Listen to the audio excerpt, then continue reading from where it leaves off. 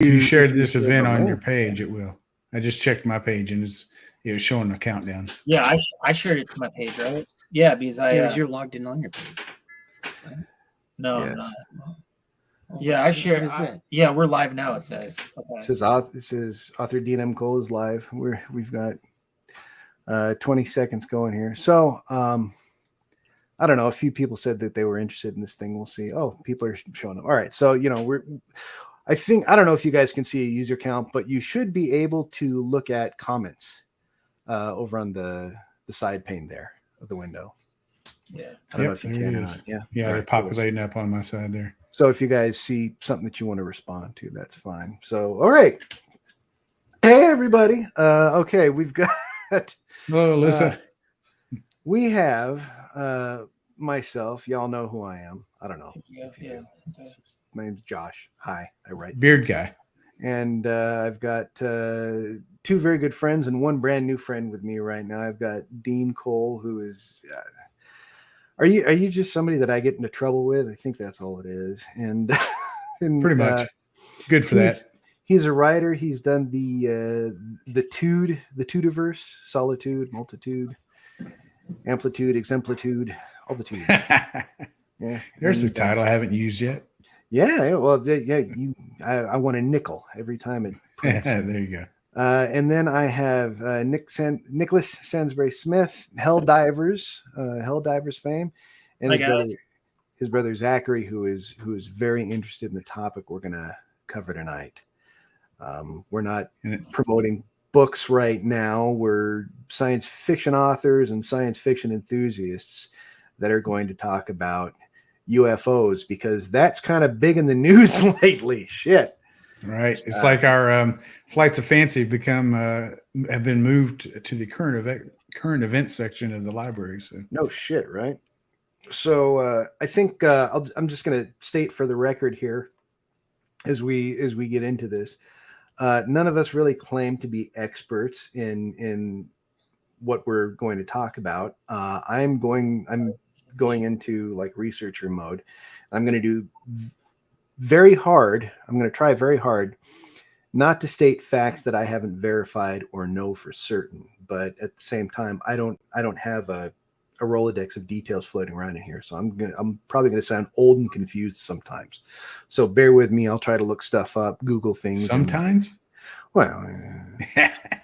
Try to Google facts and so forth. But bear with me as I fumble through all of this.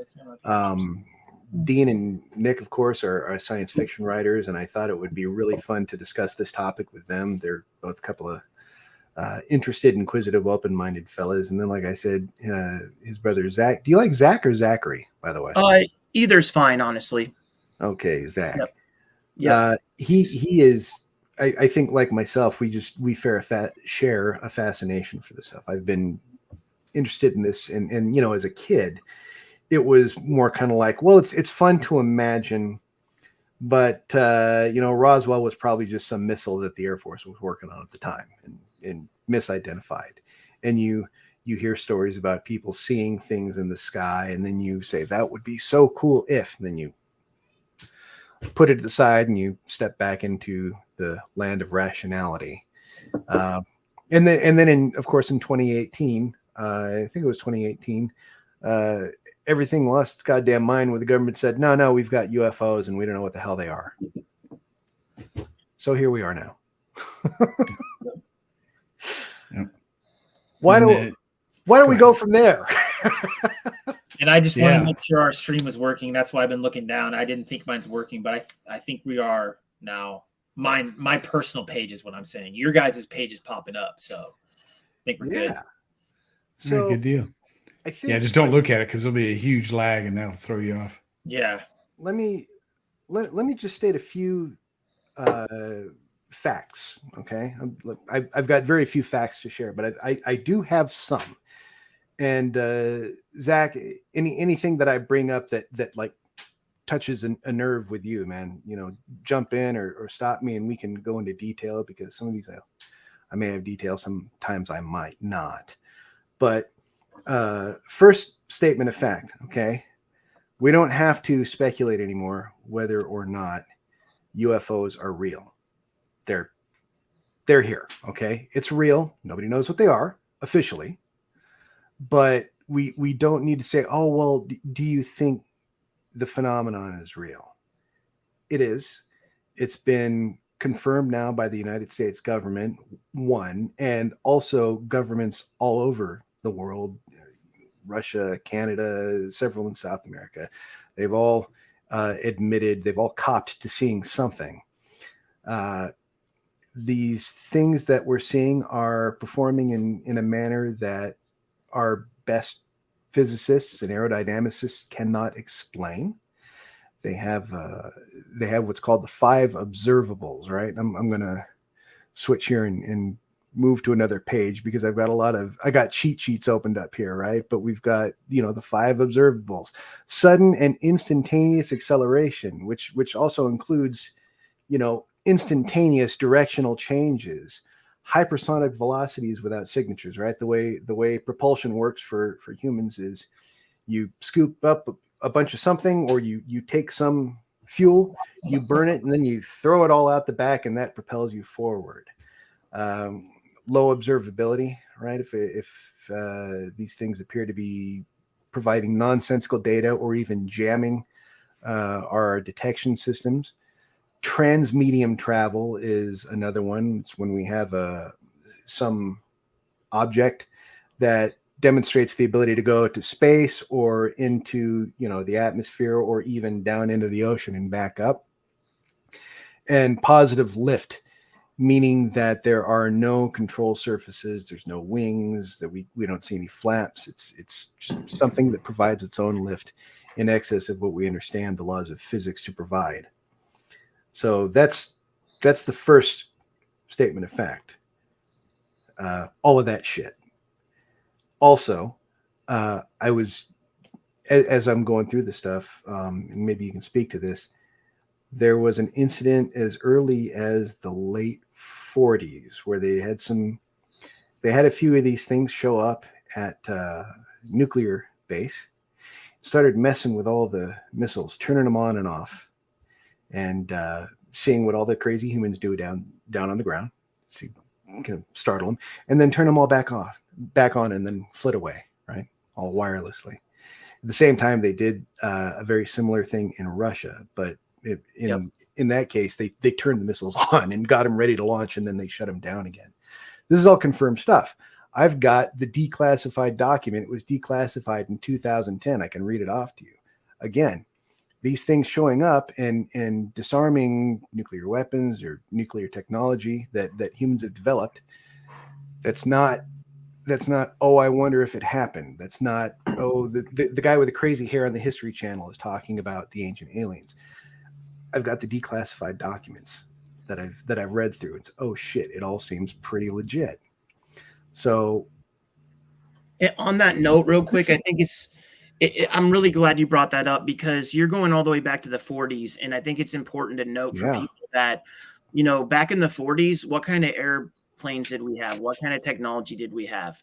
Right? If some people are still trying to say, or still are, the skeptics are saying that the technology that we have today, maybe it's some secret project, even though all the pilots and military personnel are coming out saying there's no way, right? And the laws of physics doesn't make sense. Go back to the 40s and we definitely didn't have anything even close. And what I think here's a good question to ask ourselves: what was going on during that time? It was the development of nuclear weapons. What happened at Roswell? What was Roswell close to? Well, it was the very first nuclear bomber squadron that the United States had. And it was the only nuclear bombs on the planet at the time. Yep. So if you were coming from somewhere else wanting to investigate, the first place you would go is where the signs of nuclear bombs are, which can be detected from space. That's how we look for them, or how we watch for their movements using satellites. And so if we can do that with even back in the 80s, then it's not a far-fetched idea to think that somebody else will be able to figure out where they're at on the planet and instantly go there as soon as they arrive. We send out a lot of signals, and not trying to. Yes, scientists have sent signals out to space to try to communicate with extraterrestrials if they exist, but we did it with those nuclear weapons. And if other species hypothetically existed, they probably have already conquered the atom. And what does the nuclear weapon, what does it do? It destroys things. So they might be concerned about what we're doing here. Let's come check us out. I think that is a very good point to bring up, because people ask, why are they here? Right? Yeah. Well, so one thing that I'd like to point out is sort of establishing where we are in this. I want to go around all of us really quick. And, you know, I know we were kind of getting into details, but I want to do this before we get too far away from it. Right. And I would like us all to just state where we fall on this spectrum of things. Right. Like for myself, I try to keep what I say is limited to things that I know are verified from multiple directions. So when we talk about things like Roswell, it should be understood that I'm receptive to details on Roswell. I'm certainly happy to talk about it. That doesn't mean that I think that the alien story for Roswell happened. I'm willing to hear about it, but I don't know. I'm undecided, right? I don't know that the phenomenon that are being seen and reported are aliens. I don't know that they aren't. I don't know that they are. It's not verified, therefore it's undecided, right? And me personally, I approach this is you know, like scientifically, or like engineer, right? What can I verify? What can I not? I will say that given everything that's happened, especially with the recent congressional hearings, the data that's available so far leans really hard to one of two outcomes. One, it's real. That aliens are here. We have a crash retrieval program. We've got biological material that we've collected from these crashes to study, and we're reverse engineering these things, okay? Or two, considering that you've got David Grusch, Commander David Fravor, and Lieutenant Ryan Graves all going before this committee, swearing under oath, stating these things, you have a conspiracy, the likes of which I haven't seen in my lifetime, to just defraud the public, and people are doing it under oath.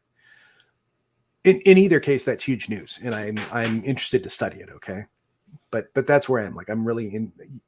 The data kind of looks like, oh shit, it's going to be one of these things, and I'm having a really hard time swallowing the idea that this many people, starting with 3, but there's a lot more coming forward, seeking protection under the Whistleblower Act, that are willing to swear under oath. And it's hard for me to swallow the idea that they're all either nuts or lying. You know, so I'm kind of left with ET. Can I touch on that real quick? Sure. Yeah. Like, I want us all to comment on this, okay. and just like, yeah, we can all level set where we're at, you know. We'll go back to that then. Sure. No, you go next. That's fine. Okay. Oh, thank you. So yeah. I think it's important to note that the 3 gentlemen that have come forward recently, the military commander, is it Fravor? Was that David, the Tic Tac? Yeah, so he's been out in the public now for a couple years. The Tic Tac scenario happened, I think, in 2004. Yes. And there's a lot of people that witnessed that event on different levels. But I had mentioned Dr. Stephen Greer earlier, and I just wanted to bring him up again, and then I'll kind of throw out what my thinking or belief is. It's actually more similar to yours than you might think. So Dr. Stephen Greer, one of the things I really do like about the work that he's done with the Disclosure Project is that he does have a lot of people on the record, that from people in, you know, the aerospace industry to the FAA to military personnel, that have been coming out for a couple of decades now. And he's got their sworn affidavits. Whether you believe those people or not, they're real people, and they have pretty high clearances, pretty high levels in the government. And we can talk a little bit more about that later, but you know, I've been researching this topic now for 20 to 25 years. I'm highly intrigued in it, and I've always believed there's something to it. Although I've never quite believed I knew exactly what that was. And I hope no one really says they know exactly what it is, unless, you know, there's a few people I believe in this world that know exactly what UFOs or UAPs are. But those people are so far within our reach, hypothetically speaking. They're in the black budget projects, probably, if they do exist. But for me, I think there's so much evidence out there that people aren't aware of, that if you actually go through all of that and listen to all the people that have had experiences, it's really hard not to believe that there's something going on. And like you said, we know that UAPs are real, but what are they? So whether they're aliens, or a different hypothesis that I've recently come up with in my mind that I just wanted to throw out there is, maybe these are, and this is going to sound crazy, but all this is crazy, right? Maybe they aren't actually aliens. Maybe they're not from other planets. Maybe it's an ancient civilization that's lived here a long time, that during the last cataclysm, when we know there was quite a bit of information lost over the last several thousand years, and we know that there's more and more debate about how old civilization really is. Well, maybe something like Atlantis really did exist, and maybe those people somehow survived and have stayed hidden, but they have technology that could explain what we're seeing. You know, it's just a thought. Yeah. Again, I don't know. So what? I guess if you could, Nick, your thoughts. Joshua did. Where do you fall? What do you believe? Oh, what do I actually believe? I think we're gonna go around, and it kind of. I'm kind of kick off with what we personally believe, right, Joshua? That's what you're getting at. We're gonna go around and explain. Yeah, but I think Zach pretty well covered, whereas very, very open, very receptive, very interested to hypothesize. Thank you. But apart from that, leaning in the belief direction and probably a little bit further, right? It seems that, well, I probably shouldn't use the word faith, but it seems like at least for you, you know, it's more than just, oh, I think it's something. Is that fair to say? Yeah, absolutely. I 100% believe there's something happening, and you know, it's without, like I was saying earlier before this stream started, whether or not we'll in our lifetime actually see a UFO or meet an alien, whether the government will fully disclose that, I don't know. I don't know how long that's going to take, but I do know we're going in the right direction. And I think we will figure out eventually in the next, I don't know if it's going to be a year, 50 years, but the American public is going to know what the government knows eventually. It does seem to be accelerating. Yep. Definitely. Yeah. That's just, it's kind of like AI technology that I've been just astonished on how things have escalated in the past 6 months. Like Dean's talking about ChatGPT today, and here I am like popping onto ChatGPT 2, and it's like 6 months ago I didn't even know what that was. So just out of our own technology and how that's, I mean, I'm just kind of comparing it to how things have escalated with these congressional hearings with aliens now. And maybe this is a good time for me to dovetail and explain what I think or believe. And I guess Zach would probably call me a skeptic in some ways. I've always been interested in aliens. My first book series was Orbs, and that's about an alien invasion. I personally look at it more of like a statistic. Statistically, how could there not be aliens out there, extraterrestrials, intelligent life? The question is, have they reached us, and is there evidence of that? I don't believe that we have.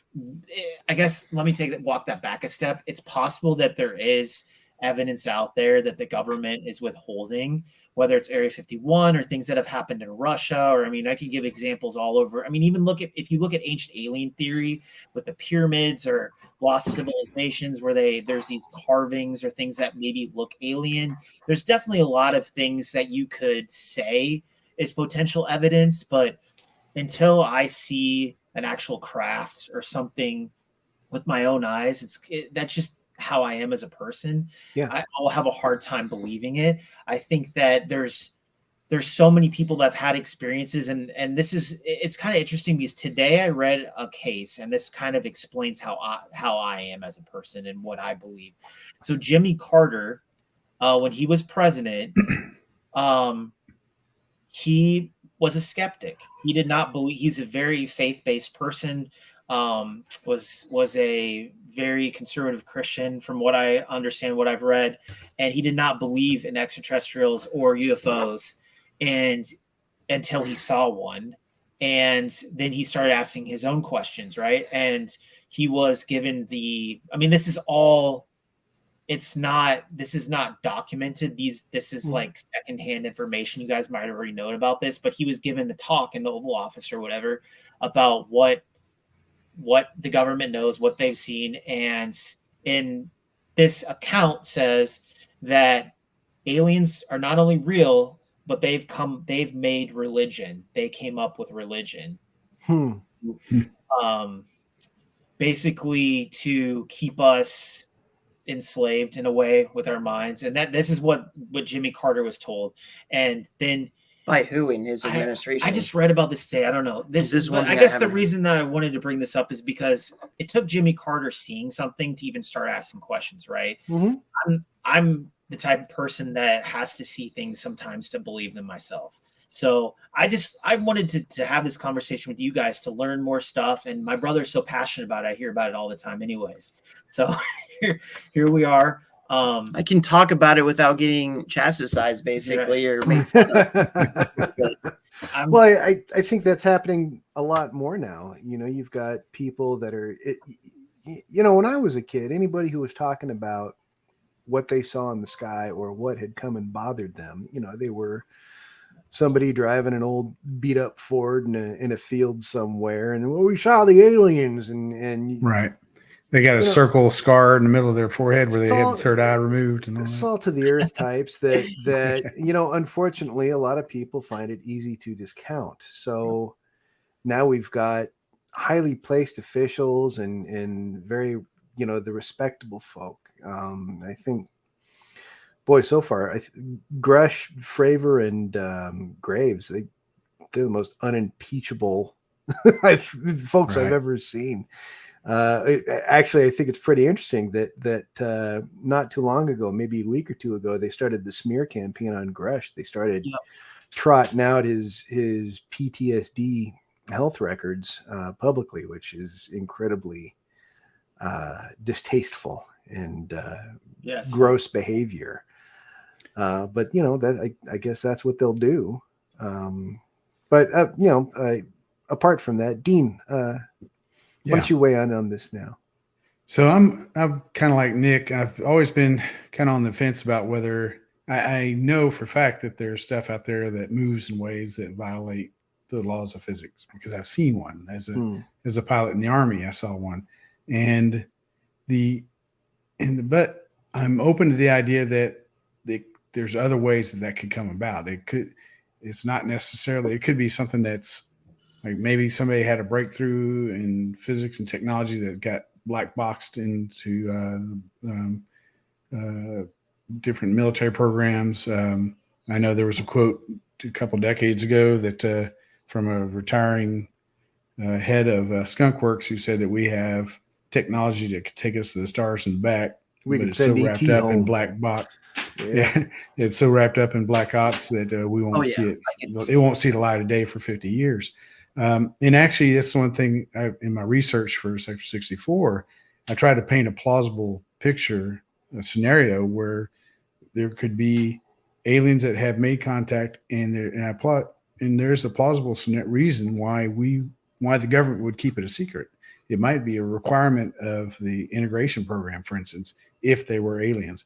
Another way I looked at it too, is like a guy named Burkhard Heim, who was a contemporary with Werner von Braun, he's a German theoretical physicist. He wrote what came to be popularly known as, well, not so popularly known because you probably never heard it, but Heim quantum theory, and it's named after him, Burkhard Heim, and it's an alternate quantum theory. And he postulated the existence. He said that if you took a sufficiently powerful magnet and spun it in a sufficiently powerful electrical field, something at a level that couldn't be done back in the 40s and 50s. Actually, he put this paper out in the 50s. He said you could create what he called graviphotons, and it would actually, you would end up with a craft that would emit colored lights around the outside. It would get detached from the now I'm adding some modern words to it, but like, for instance, if it somehow could be detached from the what's the God particle, the one that Higgs boson, the Higgs boson, from the Higgs field. So if you could detach it from the Higgs field so that it has no inertia or virtually no inertia, then you could move it around in a way that is described by a lot of people. And it's actually the vehicle that I saw when I was in the military. When I say vehicle, it was really high up, like altitude of a satellite, because it was like 5 a.m. We were doing PT, physical training, early in the morning, maybe 5:30 a.m. The sun hadn't risen yet. The horizon wasn't even glowing yet. But it's the time of day or night right before sunrise where if a satellite goes over, you can see it because it's up in the sunlight. It's illuminated. You'll see that bright spot passes through the sky. And this bright spot wasn't just going across the sky. It would stop in a spot and then it would move. And that relative motion, if it was a few 100,000 feet up at minimum, then that motion means it was moving like a couple of miles in an instant. Mm-hmm. And it didn't, and you could see the background stars. And so it wasn't,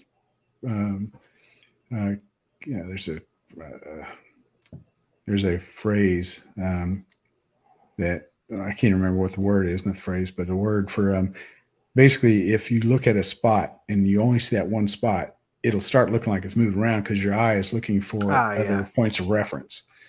And but I could see the background stars, and you could see this thing literally zip to other locations against the background stars, not moving like a satellite would move at all. And matter of fact, whenever I described the UFO in my first opening scene in Sector 64, not trying to push my book at all. In that opening scene, that I had that ship move in a way that is what I saw in the manner that I saw, and so I try to. But here's the thing: I don't know that what I saw was alien.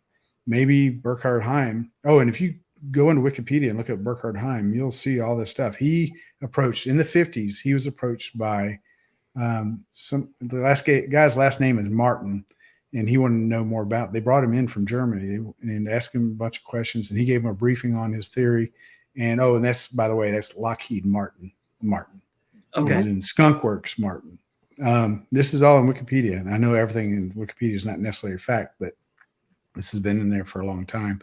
And he was kind of a recluse, and after a while, and there's reports, and this is in the Wikipedia page, that somebody tried to kidnap him, like the Russians tried to kidnap him, and he took his basketball and went home. He went back to Germany. He quit talking about it because he got scared. He got scared off. So I don't know, who knows what caused that. It's a long time ago, and it's all hearsay at this point.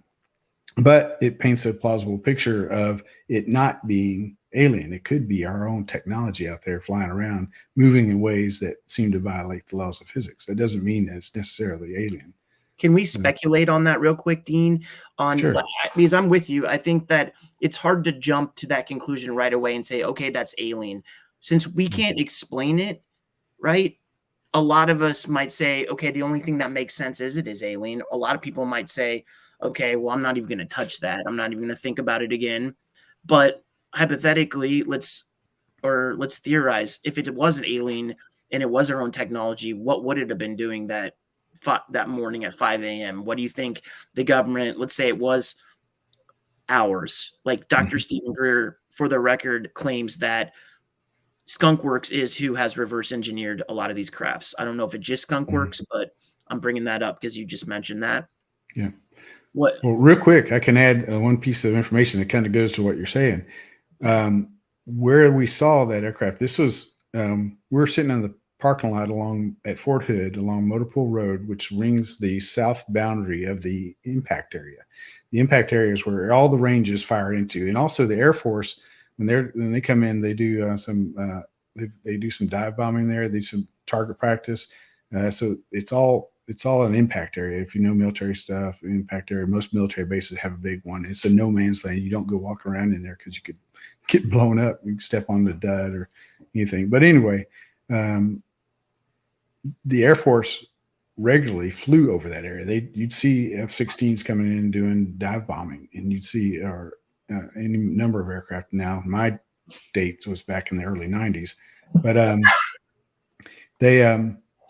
so that where it was right where you would have seen it was over the impact area. At least it's hard to tell with that as high as up as it was, but I was sitting facing north and stretching, doing stretching exercises, getting ready to do our exercise.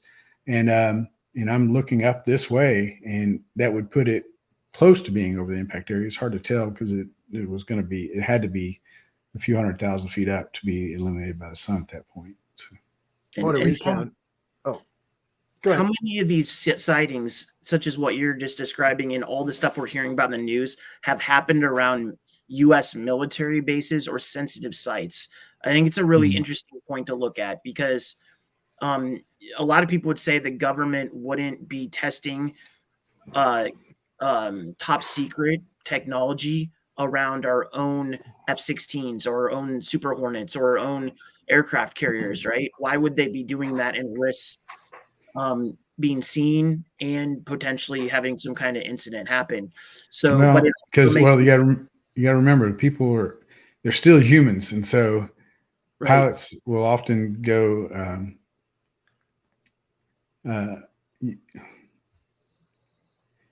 Pilots will go fly, and when you're doing a cross country flight, you'll go down and check something out, and so and you may not realize that you're being illuminated by the sun at that moment. So the ones you're talking about, like for instance, the one that they talked about in the congressional testimony with them on the east coast there, where they were getting close to the MOAs, military operation areas. What's that? There was a swarm of UAPs that right, and those were actually interfering, and so that I don't think that would be our military, but who knows? We try to keep other countries from getting nuclear bombs, but they still got them. So if that technology is out there and capable, it's feasible that we wouldn't be the only country that would have it too. True. I want to run down a list of details really quick that I think syncs well with your experience, Dean, what you just said. And this is what Commander Fravor said in the hearing when he read his opening statement and described the experience he had. He witnessed the Tic Tac off of Southern California. I think they were doing some training out in San Diego. Off the coast of California, they were engaged in 2v2 air training, at which time training was suspended, and they were told by command that they were going to be deployed for some real work. And this, like you said, is 2004. He's with Black Aces.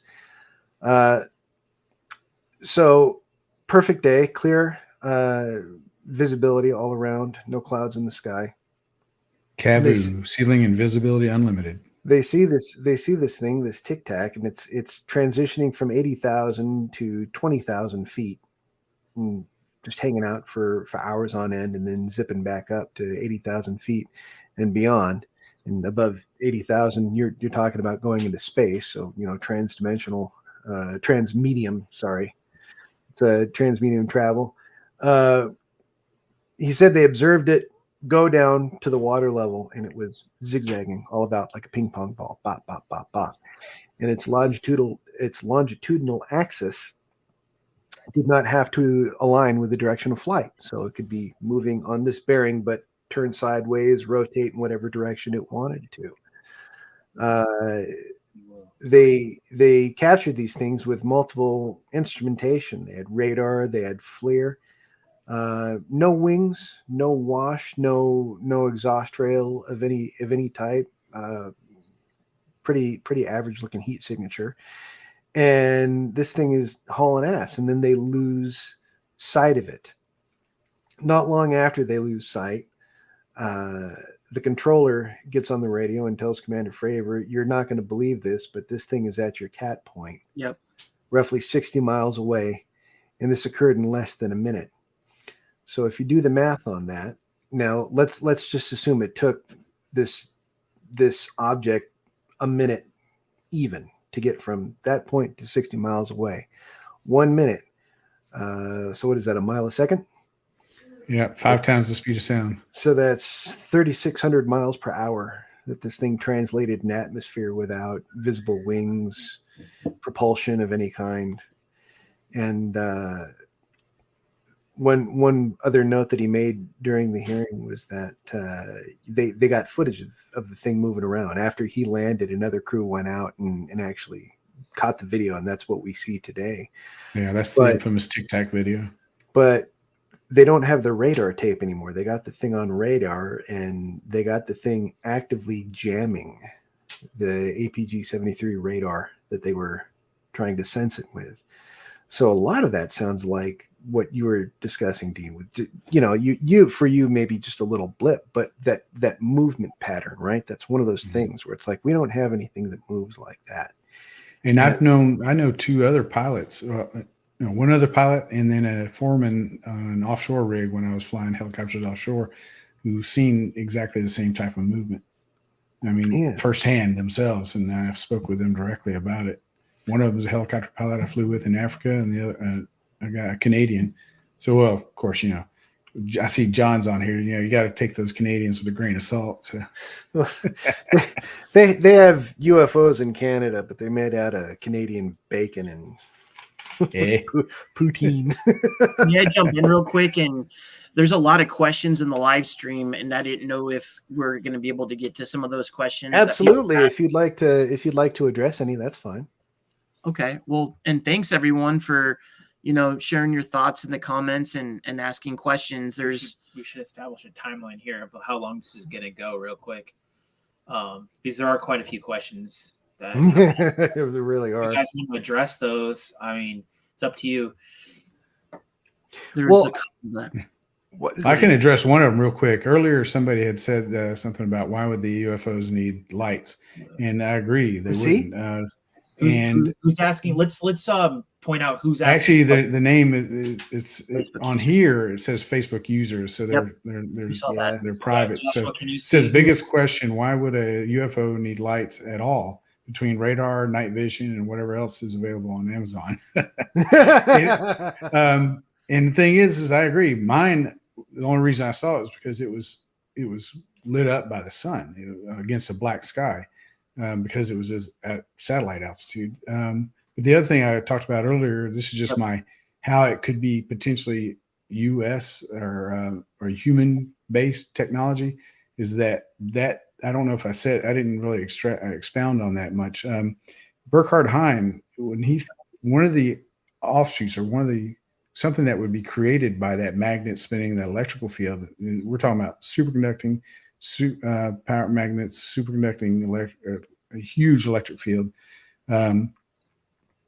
He hypothesized that it would generate something called, he coined the phrase or the word gravitophoton, a mix of a gravity carrying particle and a photon, and that he theorized that around that field you'd see a ring of ethereal lights, multicolored lights potentially, circling the body of the lifting device.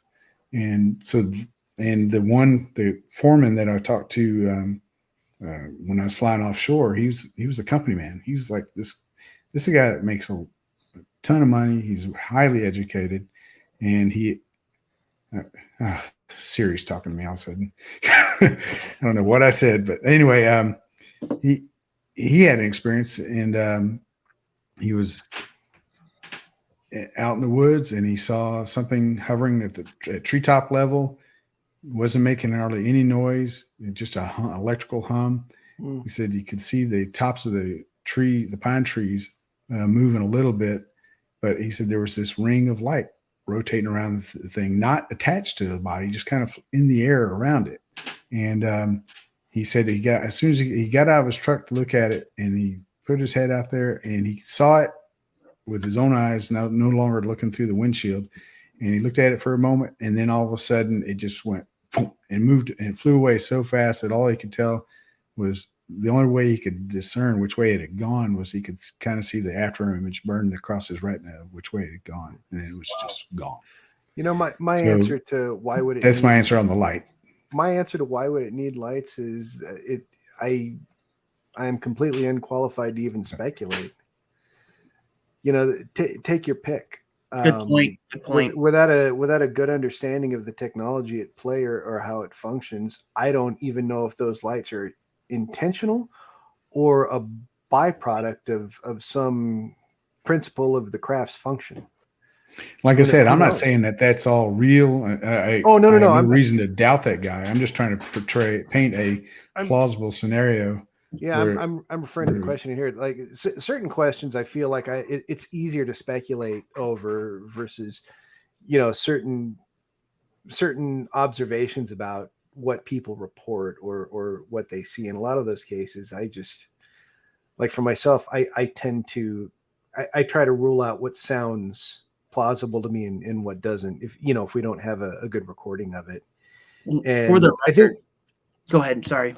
I was just gonna say, I think in a lot of cases it's even hard to credit the video or photo evidence that's presented if it's not vetted and vouched for in some way. The ones that have come out from the government. Well, I've got multiple sources of confirmation that this is legitimate data. As well, it's different types of sensory data. It's not just visible light spectrum. We've got radar data. We've got FLIR recording of it showing heat signature and so forth. And that builds a body of evidence versus somebody who's holding up a cell phone and going, "Whoa, bro, look at that." And especially now it's just so easy to fake a video anymore. Back in the 80s, you had to be George Lucas. Today, you have to be a schmuck with a $500 PC and you're good to go. A great point. Just going back to the AI stuff. I mean, look at the deep fakes. The possibility of deep fakes now is insane. Like, how I can't tell anymore. Yeah. You really have to adopt a disciplined process of categorization, right? Like, okay, this is really high quality evidence. This is better. This is good evidence, but it's not at this level. And then at some point down the spectrum, you get to what you would classify as the whack jobs. And I think we all have a different threshold for when you hit that point. Talk about something that's got some incredibly good. I lean toward it being a deep fake, but man, it's really good because they caught every freaking detail.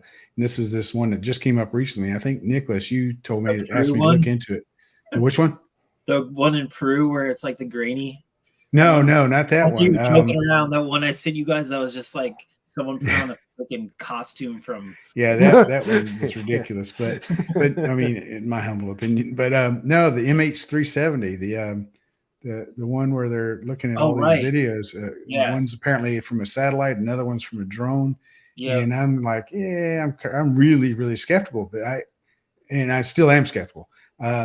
But whoever did it, I got to give them props because they did excellent work on they had to have rendered that entire thing, huge 3D model. And then they got it down to the point where even you can see the total air temperature probe, the TAT probe, it's heated.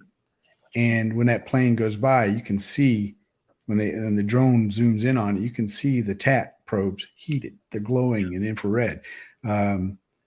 There's trails in the air behind the devices that are circling the airplane that are, and I had FLIR in the Apache, and that's something that actually happens. If something moves fast across an infrared display or an infrared detector, it leaves a trail like a ghost image, and they nail it. I mean, all that stuff. I mean, down to even the drone flies through part of the contrail of the jet, and you see it actually. I saw where somebody took that moment right after it flies through it, and you see the image actually do a little like that. And if you repeat it, if you loop that, you'll see it. It does it just as it flies through there. You know what I'm talking about? Yeah, I know. He doesn't. He's asking me because I sent this to you guys to get some credibility after I sent you the proof. But I found that actually on Twitter. I mean, that's where I see most. Oh, it's gone huge on Reddit. Probably. Reddit Yeah. is. I mean, and they're analyzing that thing 60,000 ways to Sunday. Yeah. So, anyways, that it is very compelling evidence that this plane vanished after these orbs circled it, right? And this is imagery from a drone and a satellite. Dean is what Dean's describing. Yeah, and that's the thing is, as much as people have been dissecting these two videos, nobody has found any inconsistencies between the two. They seem to really line up well with one another. And that's what I'm saying. If somebody did that, they had to have created a massive 3D model and rendered it all, and then put one perspective from space and another perspective from a drone. And they did it with so much detail. And this came out like literally, it was actually originally posted on YouTube back like a month and a half after MH370 went missing. Which was when and what plane was that? Can you tell that just for our audience? February, and I can't remember what it is. I think it's a 777 though.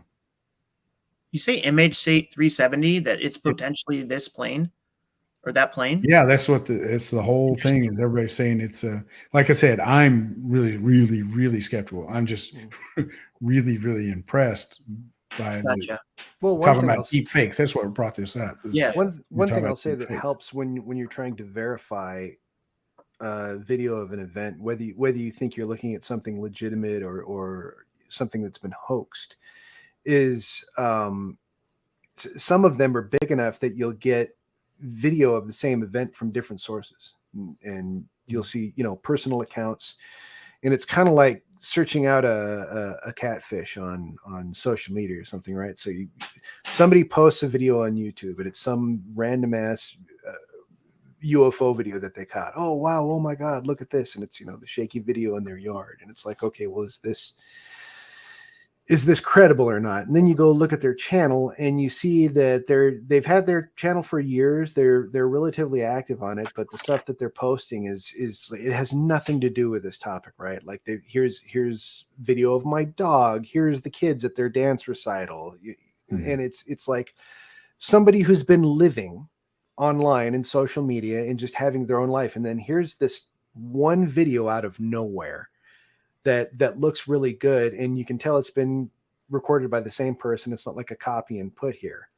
That holds more weight to me than honestly a compilation site that specializes in nothing but here's the best UFO videos on YouTube. Like that one person who's got just a futz event that they've got recorded in their timeline, that says something to me. That feels like a person that's real and has seen something.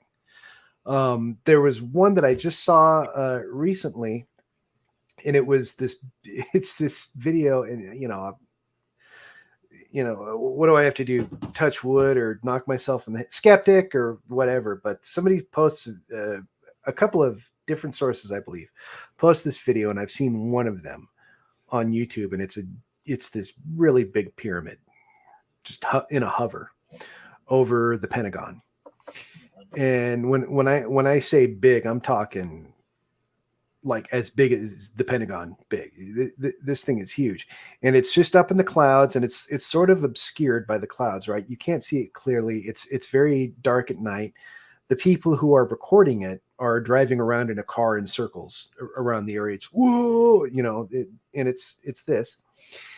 And you can see it, the geometric shape of a pyramid in the clouds, just slowly rotating, which, again, with modern editing software and technology, there's a lot of people that have the talent to do that. But if I'm seeing that same video and it's produced by different sources, different people have recorded it or different channels, and it's popping up in multiple places, it gets a little bit harder to say, oh, well, somebody obviously photoshopped that or whatever they did in After Effects, they edited it, especially if it's the event from two different angles. You know what I mean? It's not just I remember seeing that, by the way, that video, and I think it did get debunked. Did it? Okay. But that's what I said. I saw the one. I didn't see the other one, but I'd heard reports that multiple people had uploaded this. Yeah. So you mentioned channels that do compilations, and I agree with you that it's if you see someone that just has like a channel that they randomly post about their dog or whatever, and then all of a sudden have a UFO video, it's easier to kind of take that into account. Like, oh, they're probably not bluffing, but yeah, there's a lot of channels. Like, I was going to reference one, and I'm going to reference a few other things before we get off for people in the comments if they want to go check stuff out. But Secure Team 10, they're not as active recently because unfortunately the guy who's Tyler, who runs the channel, his dad passed away from COVID recently. But he's got probably the best compilation of videos that people send to him. And granted, a lot of them are probably fake, but there's everything from anomalies with the moon, anomalies on Mars, to thousands of other videos going back about a decade. It has about 2 million subscribers, and it's just a plethora of information. A bunch of these people are vouching for it. Yeah, I'm sure a lot of people know who I'm talking about, Secure Team 10. But I was wondering, Josh, we had talked earlier about Dr. Stephen Greer, and you had mentioned your thoughts on him, and I believe what's her name? Somebody had asked. Yeah, I was asking about him, and I have my own Alyssa had asked about him and thrown out some information, and there's so much there because he's been so involved. But I was curious what your thoughts are, Joshua, on him and why you felt the way you did. If we could go there. My sense of him is that he's running a con. And the reason is because there are aspects or information that you can find about him out there where people that he's name dropped to advance his position of just flat out come out said this never happened, and can you give examples? Because I wish I could remember the guy's name, but there's one of the things Greer enjoys doing is saying how he's met with highly placed individuals in the government. Yep. And I know in cases that he has, but there's situations, man, I wish it's like I said at the start of this thing, right? I don't have all the details in here like an encyclopedia. Understood. But if you go and just do a little bit of Google foo, you will find this because the email has been out and so forth. But he had claimed at one point to have briefed some highly placed governmental figure on UFOs, etc. And he was advancing that for a while, and then that person very plainly came out and said, "No, that never happened. We had dinner. We happened to have dinner at the same table one night, and he mentioned a couple of things to me, and that's all we had."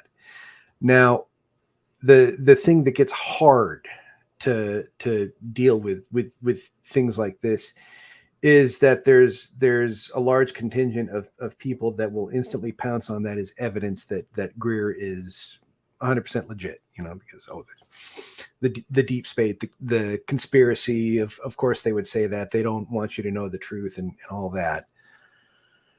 So for me, I have to draw a line as to how deep I'm going to go on something, right? As far as how deeply am I going to try to second guess these things? And from the content that Greer had claimed to discuss with him, again, I can't tell you what that is anymore because I don't remember now. The content that he claimed to discuss, there wouldn't be a good reason for this person to deny having spoken to him about it. There just wouldn't. It's not that big a deal. Okay.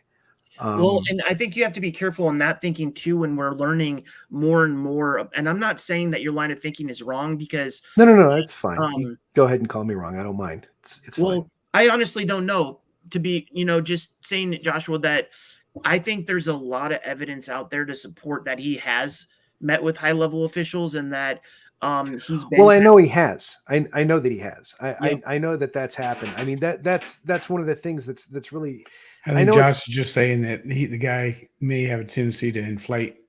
Well, I know which it gets harder to completely discount someone when they do have some bona fides behind them, right? And there are things that he's done in this area, and I don't know the man. I haven't studied his entire history in this space to a high level of detail, but it seems to me that it's possible. I don't know if it's true or not, but it's possible that somebody could, through the pursuit of this topic, learn that it's possible to make a shit ton of money in doing it. And there comes a point, and this happens with, I've seen many folks who get into this position, right? Whether you want to call them, I'm not going to start dropping names, actually, because that could be really inflammatory. But the point is, I can see where someone goes from an altruistic thrust to a self-aggrandizement and self-enrichment. So I'll say that, and again, I'm not doing a good job of defending my position because I can't give you names. I can't give you specific evidence. I hadn't planned to discuss Greer so much, so I'm unprepared there. But I've seen refutations of claims that he's made by people who are also in this space and discussing it, that were enough to give me pause. And the way I am, I've been like this since college, right? Like I will bring in data and parse it, synthesize it. I'll make a decision based on that, but then I will discard all of that information that I've brought in, and I'll hold on to the determination I made, right? Because that was the thing I wanted. It's like, okay, does this seem real or not to me? And all that work I did, I can remember doing it, but I don't retain the details for that. So that's kind of my process on these things. And so I would advise people, if they're interested in Greer or interested in discounting what I'm saying right now, go ahead and go make your own opinion. Go study what he's doing or what he's up to. You can find these emails of this type online very easily. You just do a little bit of looking. And then the other thing about him, and remember, like, you can never, unless you're dealing with them directly and you've got the receipts, you can never prove a con as a con. It's just a feeling that you develop when you've dealt with enough people over your lifetime, right? You get out there, you walk the earth, you meet enough people, pretty soon you can tell who's on the up and up and who's a scam job, right? So one thing that sticks out to me with Greer is he's got these, what is it called? C5 protocols. Yeah. So he's done lots and lots of documentaries on this stuff. And he's talked about how important it is that the human race understands that they're here and that this is all real and everybody needs to know it. And it's so easy for people to sidestep verification by authority figures by going to experience this themselves. And the way they do it is through the C5 protocols. And I'll call it a discipline of meditation that he purports to teach, that he claims he can manifest UFOs, and he learned that on command, on site. And yes, this is hold on one second. Take that, put it aside. Okay. I'm not making a value judgment as to whether I think that is plausible or not, real or not, or anything. Okay. I can't prove it. I can't disprove it. So I'm not going to try to. I'm going to put that aside. Can you explain that though? That's, if you hear me, it's like, I've never heard that. It's like studies that the government has done into remote viewing and other parapsychological phenomenon, right? So the idea is that you can go to a place and you can, in alone or with a group of people, you can meditate or focus your thoughts in such a way that you essentially get onto a wavelength with these beings, these extraterrestrials, and invite them to come see you, and they'll come and put on a light show for you or manifest themselves in such a way. And Greer's claim is that they're doing this because it's in their interest, they want to make contact with us. They want to have a beneficial relationship with us. That's right up there with naming your aliens. Once you start naming your aliens, you lose a little bit of credibility. Well, okay, but I'm going to put that aside because I can't prove or disprove whether that's honestly, but whether that's a thing. But what sticks out to me is in each of the documentaries that he's been in where he talks about this, he says it's the reason he's doing this is because it's important to him that humanity learns this. They need to know. They need to find the truth for themselves. They need to have these experiences for themselves. And then, he says it's the most important thing to the survival of human civilization because there's so much to gain. We're going to get, the 0 point energy. There's going to be the solution to global warming.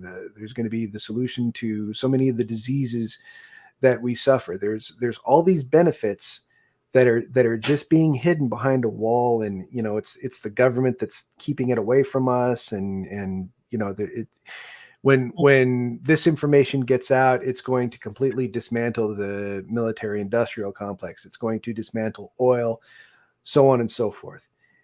The way he poses it, this practice is going to save humanity. That's his new documentary, right? He's stated that in multiple documentaries. That's point one. Right. That's statement of fact. Point two, he puts all that knowledge behind a paywall. Okay. Well, a lot of it he's done crowdfunding with because he hasn't had it. I mean, as many of all of you guys know how much it costs to launch something, especially a movie or documentary. Almost all of it's been crowdfunded. So how much money he actually makes from that, I don't know. Another thing is that I do believe he takes money from people, or he sells spots, or I don't know if you buy tickets to be a part of those SETI experiences. Yes, he does. And so if you want to go out with him, yes, specifically because he does that, the tickets to do that are on the order of thousands of dollars. Yep. And I respect your point that a person needs to make money to put together the documentaries and so forth.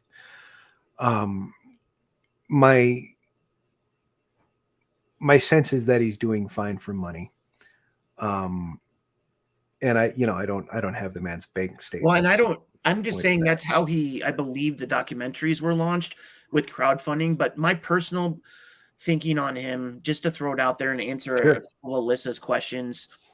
Yes, he has claimed to not brief the Clintons, I believe, and he's also, but not all presidents in the last several decades. No, I don't think he ever claimed that. Yeah, right. But going back to the SETI experience and where that actually stems from, I think it's important to note that he claims that when he was 18, he was on some kind of mountain doing some kind of hike. And I might be speaking a little bit outside of what actually happened here, what I remember, but he claims that he had a UFO experience, that an ET actually came to him, and he somehow it manifested itself, and he ended up on its spacecraft, I believe. And it sounds pretty out there, and a lot of the SETI stuff of what you're describing, Joshua, sounds pretty out there. And I'm not someone that's saying that I believe 100% of what Stephen Greer is saying. I just know what I like about him is that he has gotten a lot of people on the record in high level positions that have stated that you can prove who they are, what their job was with the military or the FFA, and they've stated what they've seen and their experiences with this whole subject. So that's what I like about it. And, I don't doubt that there's been a few of them that have said, I've never talked to Stephen Greer, because what we're seeing right now with what's happening with Grusch, even in the last couple of weeks, there are going to be people that are going to change their minds or try to discredit them, all the way up to the level of potentially be murdered for the information. Yeah, that's fine. And that's a claim that Grusch has made too, right? That there's been murders over this. Do you guys think this would be a good time to kind of get into his most recent briefing? Because that was kind of what inspired this conversation between the three of us before Zach got on. Was we were listening to these testimonies, and I think we all three agree that he's got some credibility. Sure. I agree that Greer, I don't know much about Greer. I saw his documentary. I just didn't like I think what didn't sell me was the whole reason for keeping this technology a secret. It's almost like EV technology. Like, why? Yeah. I mean, it just didn't make sense to me. But I think that we're kind of chasing something with Greer where we should maybe move into something that is a little bit more topical with someone that has been able to. I mean, look what Grusch has been able to do in the past couple months with bringing testimony to Congress. We've never seen that. And I would love to be a I think fly I on the wall gravitate if- more toward Grusch just because it's so much harder to attack any, like, his credibility. You know, he doesn't have those weak spots. Yeah. I you know, Zach, to your point, I think that all of the above can be true. I think that he could have had some sort of experience. I think it's possible and likely that he's done a lot of wonderful things for the community. I think it's also possible that he could be running something of a con and enriching himself at the same time. So, but again, I cannot categorically prove or disprove that he is. As I said, it's a sense that I get from, you know, as I go out and I see a new person that pops up onto this thing, I kind of research who they are, and I build up a profile of who they are, and I get senses of people. I'm a lot more likely to accept anything that Jacques Vallée says over Stephen Greer, or a David Grusch, or a George Knapp, for that matter, he's reported all kinds of crazy stuff. But he and also Jeremy Corbell. You know, Jeremy Corbell is a giant goofball, but one thing I've always noticed about him is he's very careful about how he reports and what he reports on, and what he says the facts are. So, I mean, his documentaries, they've always struck me as really silly and overproduced with lots of big sound effects and crazy music and a bunch of unnecessary camera actions. But I think that's probably just his style and symptomatic of him being a goofball. But I've not heard him say or claim anything without having some sort of evidence to back it up. And he always caveats it with, okay, here's the things that we don't have on this bit of information, but I'm presenting it here just as fact. So I find him to be a lot more credible than Greer. But yeah, you know, Nick is right. We should get into Grusch here and some of the things that he said. Before we do that, I just want to call one commenter out here, Jackie Watts, who is my aunt's, or my wife's aunt. She has been fascinated with aliens for a long time. She's in the comments here, and she's asked a few questions. Yeah, that's Jackie. There's a couple other comments, and I think she had a question about alien technology earlier. Let me see if I can find it. But maybe Dean would be the best one to answer there. Yeah, we can scroll back up. Like, or if I could just maybe answer some people's questions while we've talked. You can actually do that. Oh, okay. Please do. It doesn't matter to me. Thank you. Yeah. Okay. So here we have Jackie asking about Skinwalker Ranch. That doesn't seem to be technology. Like, okay, there was one before that, but Skinwalker is a good thing to bring up at some point. That's actually something I have more, I wouldn't say knowledge on, but I've watched the Skinwalker show. I've listened to some podcasts on it. It is very interesting. There's something there that causes interference, maybe with there's some radioactive material buried under there or something. But that would be something I'd personally be interested in talking about if we have time later. But maybe keep going. I'm going to let my dog out of my office. Go on, guys. Sorry, Dean. Jackie said earlier something about do you believe aliens use portals, black holes, since they've traveled? If they got here, they traveled faster than through space to different dimensions and galaxies. When do you think we will have this technology? I mean, that's kind of multiple different things. And but what's your opinion on the technology that you've seen?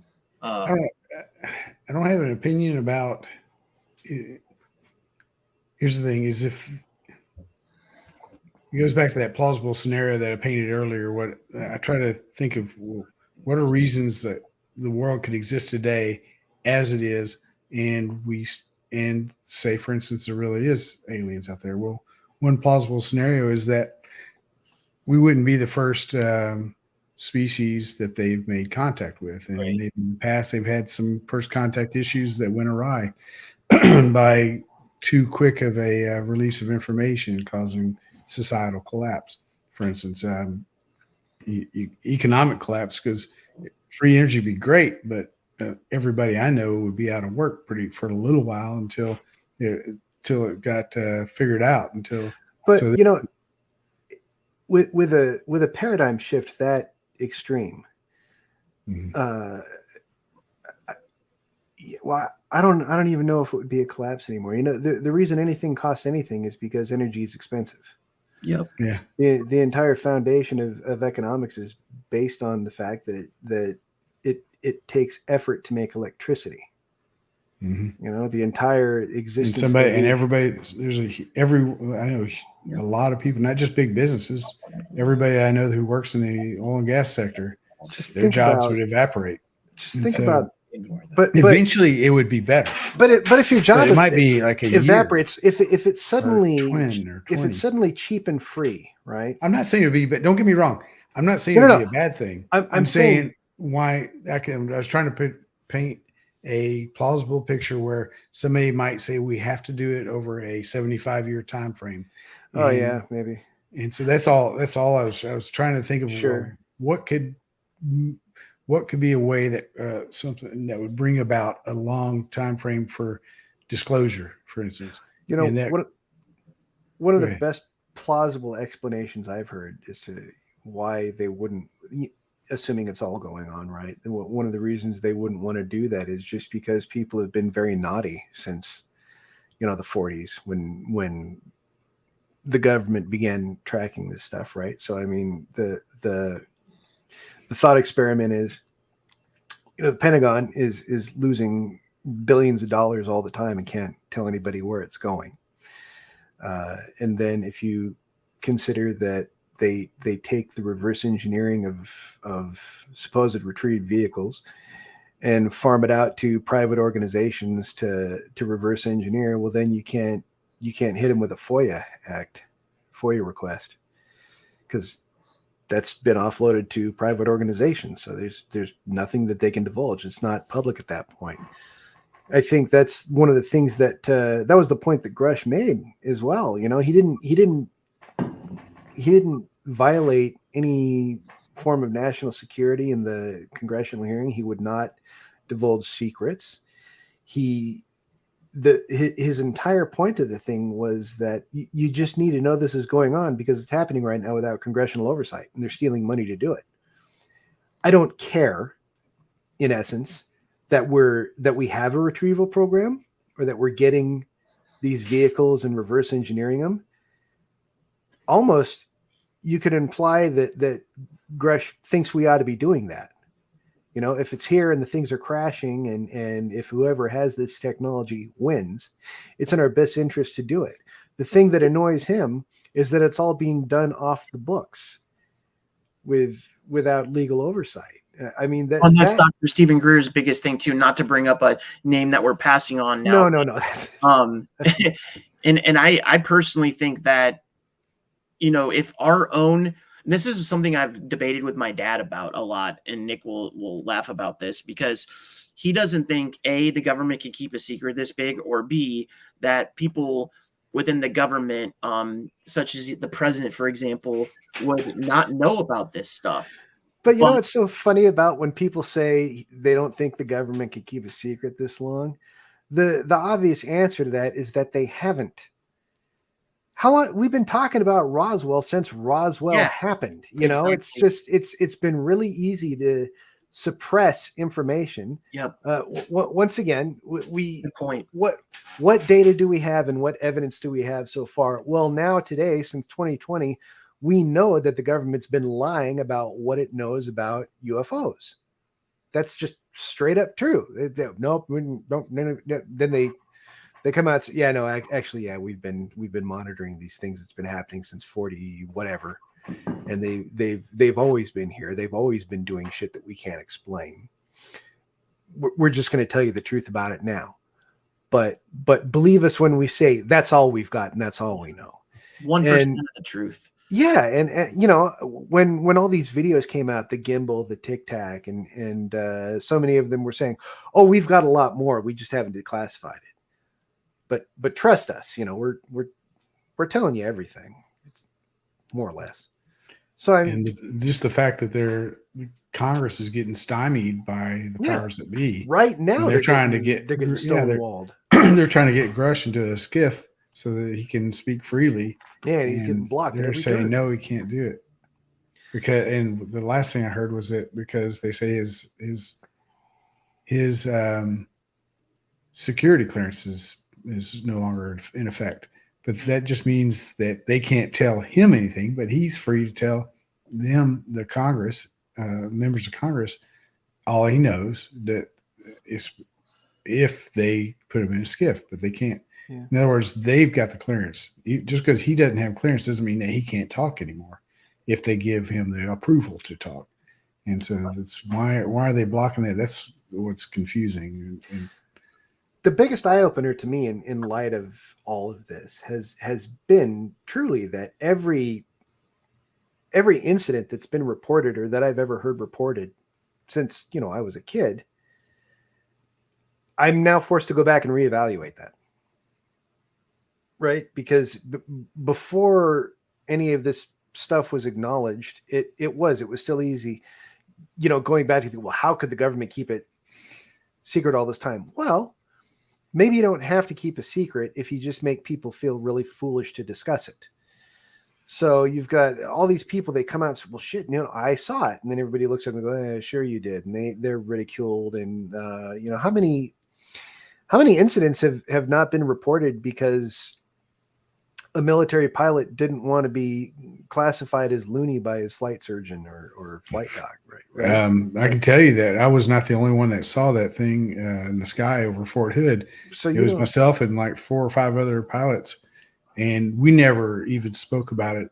Even then, we just looked up, and then we looked at each other, and then we never said another word. It's not that there's anybody telling us you can't talk about that. It's just the perception. You don't want to be associated with that perception. And especially in 1992. Dean, if you did actually talk about it, you may very well have had a commanding officer say, okay, this is never to be discussed again. We've heard stories like that. I'm not saying that would happen, but it could. Yeah, nobody told me that. I'm just saying that my own perception was that I didn't want my name associated with that thought about those. And so I never really talked about it with anybody until like a decade later. Do you feel even then I've never tried to make money off of it other than incorporating some of it in my books, but I don't really go out and tell people this is partially based on a true story, because it's not. It's just I just try to tie it in. Hey, you guys look at Rob Falcon's comment. You see Rob actually is in. There's a whole stack of comments here. Well, Rob says I reported. So Rob was in the military. I don't what. Here we go. Air Force of what? Yeah. Yeah. Just from your peers. I mean, it's just peers. So they just, it's like I said, nobody has to keep this a secret. They just have to shit on you and make you feel silly for opening your mouth. I think that they're losing that ability because the state of technology is now such that everybody's got a camera in their pocket and anybody can report, and the stigma is slowly being removed. We don't have to feel silly talking about this anymore because it's verified and confirmed. Whatever it is, you don't have to say it's ET. Something is up there doing shit that nobody can explain. Good enough, Zach's got to run, you guys. I told him this is going to be an hour, so he told me a little while ago he had to go, but he's got to get home. No, I appreciate all your input, man. That's a bummer, man. How long are you guys going to go for? Oh, you never know. I just was going to say goodnight to my kids before, they go to bed. But it was an honor to be on here with you guys. I mean, a really cool experience, and I definitely want to check out both your books. And I wrote down the names of the ones you gave me to check out. You made it, man. It was a pleasure really good to have you. You. You're really knowledgeable on the subject, and you added a whole lot to this. So I'm grateful you came. Thank you very much, guys. I told him it's going to be an hour. Sorry, my bad. That's really how my live streams go, but that's more for like book launches, not for actual conversations. Yeah, I'll run a conversation for as long as I got to. Just if the talk is good, I'll stick I got around. a little bit left in me, so okay. Yeah.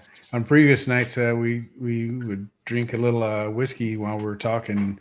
Those end up dying a natural death. Typically I would, but it's a school night tonight. I got Yeah, things to do tomorrow. I can't tie one on that much. Yeah. Well, enjoy the rest of your conversation, gentlemen. Yeah, Thanks, man. Zach. Really good to meet you. I'll call you later. Pleasure, bud. All right. Whoa. All right, you're stuck with me. Who knows? Oh man. But yeah, I just Everybody. there's a couple of things that really I try to be dispassionate about these things, but they chap my ass. And one, it's when somebody that falls back on a question like that, like, well, how could they keep it secret? It's like they haven't.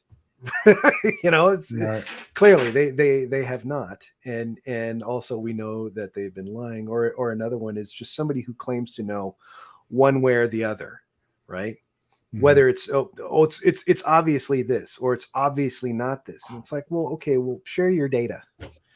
What evidence have you got that we're all missing? Please illuminate us, because I have no goddamn See, one clue. thing that kind of irks me a little bit is that when a scientist just completely says there's no evidence, Yeah, and there's no proof. Well, if you use if you say the word proof, well, then there's a lot of theories haven't been proved. They're just theories, and so that doesn't mean there isn't evidence, and that doesn't mean they haven't gotten up to 5 sigmas of proof. But they still can't use the word proof, and Yeah. so.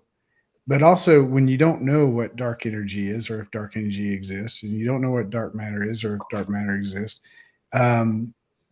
what else don't we know, and what else could there be out there that we have yet to discover? And maybe there's a way that we can bend physics in the ways that would explain some of the things that have been seen. Yeah. But I do have categorically say that can't be at our current level of knowledge. Yeah, it can't be at our current level of knowledge, but that doesn't mean it can't be, period.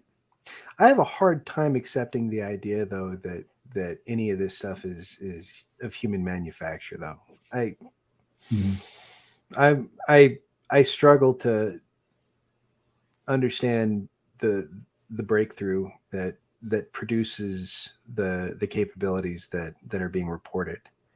Yeah. I have a really hard time accepting the idea that Russia or China could create that, because I don't believe that you get your best innovation in an environment such as what you'll find in those systems. I agree with you. Do you know what I mean? Like, I'm not trying to promote the idea of American exceptionalism, because I don't think the Americans know how to do it either. But I think if anybody was going to produce a technological leap that grand, I don't think it's coming from an oppressive system, because that's just not conducive to scientific discovery. I have a hard time imagining that we're doing it here, though, because any sort of research of that type, when you accept a lot of the reports that come from people that have worked within these systems within the government, it's so compartmentalized that data is not freely shared. Discoveries are not freely shared, and you don't have open conversation about these things, because there's so many levels of security to cut through. And again, that sort of environment does not lend itself to these monumental leaps of discovery that you would have to, like, what you're anti-gravity. Come on. Like, our best physicists don't have the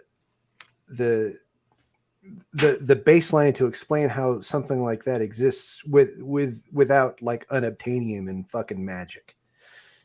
Like they come up with these insane thought experiments, and they've got the math to back it up, but usually they're talking about, well, yeah, more energy than exists in the universe. Yeah, like you can do this, but you need to like harness a star to do it. And come on, like who? Elon didn't figure it out. Like there's an interesting thing that I wanted to bring up earlier that this kind of reminds me of, and because I agree 100% that there's no way this can be human technology. The Tic Tac stuff that I've seen on video, I mean, just the way the physics, it's just impossible. But and I'm not like, as far as sci-fi goes, I'm not into time travel really. I don't know a whole lot about time travel, but one thing that I have kind of wondered at points of time is, what if this is from the future? I mean, that's, to me, that's like the only potential way this could be human. But even then, how did we somehow create this? And then why are we coming back to, I mean, that would kind of discredit the entire reason for aliens potentially checking out our military bases when we would have already had all this knowledge in the first place, right? So I don't think that could just be Joe Blow just screwing with them. Yeah, well, right? I mean, so to sell the idea of a time traveling race, though, you have to answer a whole lot more questions or solve a whole lot more problems than you would if you just go with aliens. Yeah. You know, you kind of Occam's razor it and say, well, what do I believe more, that it's future humans time traveling back to troll us with ding dong ditches and so forth, or is it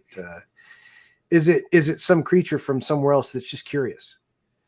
You know, like that's one of the questions I've asked. Once you start to accept the fact that there's something here, the next thing you have to ask yourself is, are they benign or do they mean us harm? And I happen to think they're benign, and you know, honestly, it's just because if you have that technology, something at this level of advancement, if they wanted to wipe us out, man, they've had well over a half a century to do it. They haven't done it yet. And if you want to believe certain reports, they've had a whole lot longer than that to do it, and they haven't. So then, okay, why make the trip? And I suspect, like just me, logical examination, I suspect they do it for the same reason that scientists go watch gorillas in Africa. Mm-hmm. You know, they're curious. It's a zoo hypothesis. They're curious. They're curious about life. They're curious about life in all its forms, just like we are. I think that's a natural thing to be. And, you know, maybe I'm humanizing something that can't be humanized, but that's the only way I can process motivation. If we ask about motivation, I have to go off what I understand. And I think it's just, could be they're curious. Mm-hmm. And it's possible. Why, I guess, if they have the technology, this is one thing I've never understood, because since I was a kid, one of the biggest things that I feared was aliens. Part of that's watching the X-Files. Part of it's going out canoeing into the wilderness and the boundary waters and looking up at the sky and be like, holy shit. Like, I just would get scared of aliens and thinking, and like Fire in the Sky. Do you guys remember the movie Fire in the Sky? Oh yeah, man. Yeah. High school when that came out. That was a great movie. So those types of experiences when I was a kid, I feared them. And now that I'm an adult and I think about, what reason would aliens have to do tests on us like that when they're so advanced? Like, I get the curiosity part of it. But I think if aliens were to visit Earth, it wouldn't necessarily, they might be curious about us. But the other thing that I have a hard time, and this is why Zach calls me a skeptic probably, but like, first off, a lot of the aliens that we're familiar with in Hollywood or with science fiction are these gray aliens that look almost somewhat human. And personally, like, if you read Andy Weir, someone that has tried to create life I mean, that was the whole premise of Project Hail Mary, was this high school professor that was ridiculed, or high school teacher, sorry, was ridiculed because back when he was a professor, he came up with this idea that life didn't need water to originate, right? Wasn't that part of the premise, that alien life didn't need the same things that human or biological life that as we know it needs? So when I think about alien life too, I kind of think, well, it's probably not going to look like anything that we can even fathom. Why do these gray aliens look so much human to us? And is that something we just created ourselves? So I'm just very skeptical about shit. And that's kind of how my mind works. Yeah. It's like, okay, you know what I mean? Like, I'll say that, you know, skepticism is very important, and it's important to maintain a condition of skepticism when you consider these things. because it's so easy to go off the deep end so very fast. You know, you have to keep yourself grounded somehow, and you know, working through these things is one of the means by which we do that. And I agree with you wholeheartedly. The idea that they look so similar to us, you know, a bipedal race with that exhibits bilateral symmetry and you know, fingers, digits, and so forth. Yeah, that's a hard pill to But there's swallow. form follows function too, right? And so, yeah, look I how mean, fish evolved to have dorsal fins, and so did mammals. And then, well, but when you think we all about came it, from the same. all the vertebrates have that common ancestor, you know, Right, true. and maybe that root ancestor at the core, maybe that's something that's most likely to evolve in certain environments, right? Like, But then we had bats figure out how to fly as mammals, and we had sure, but birds, dinosaurs figured out how to fly. And then we've got if you go flying 100%, if you go 100% into evolution, evolutional theory, right? That's those are offshoots of development that are compartmentalized to specific environments in which those adaptations would be most beneficial, right? But the thing is, but they all start at that root point where it's okay. You're a vertebrate creature. You have a spinal column. That's how your entire system is controlled is through the neurons, right? That's like the foundation of how any living creature that's within a certain index functions.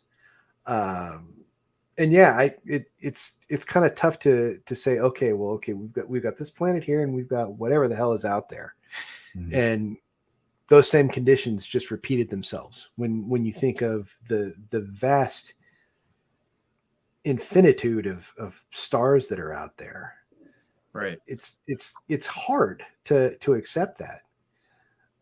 Thankfully, from my position, I can easily put blinders on, and I don't have to accept that, because I don't know yet where we've got any kind of confirmed evidence that grays are a thing.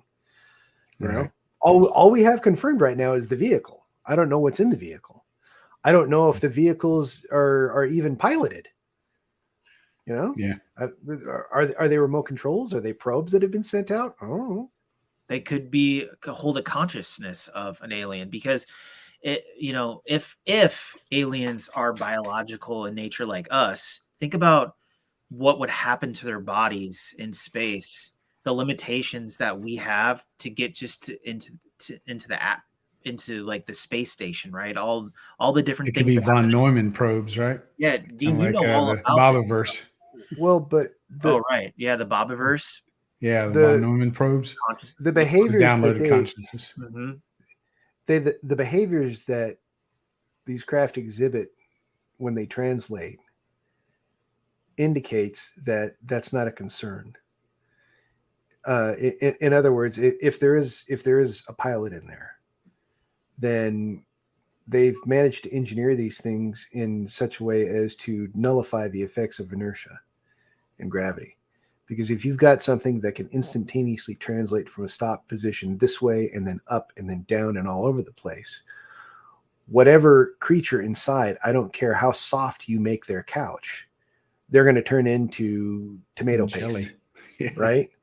So I mean, if they've got a gravitic drive, if they're manipulating gravity, that means that they're manipulating space-time as a fabric around the vehicle. And if you're doing that, then potentially, you know, I think Bob Lazar has talked about this a lot, and Bob Lazar is another one that I find distasteful, because he's got a lot in his history that is a black eye on his record. And both of these things can be true. He could have been operating a whorehouse and have done all this other stuff, but it was Nevada. I like sources that it's really hard to start digging up dirt, you know, and it's not, I guess I'll say it's just because I'm lazy, you know, like it makes it easier to discount. But put all that aside, a lot of the claims that Bob has made, they can be corroborated through observation of other means. So I can't throw out what the guy said entirely, but the means of propulsion that are being described, it's basically you're warping space-time around you.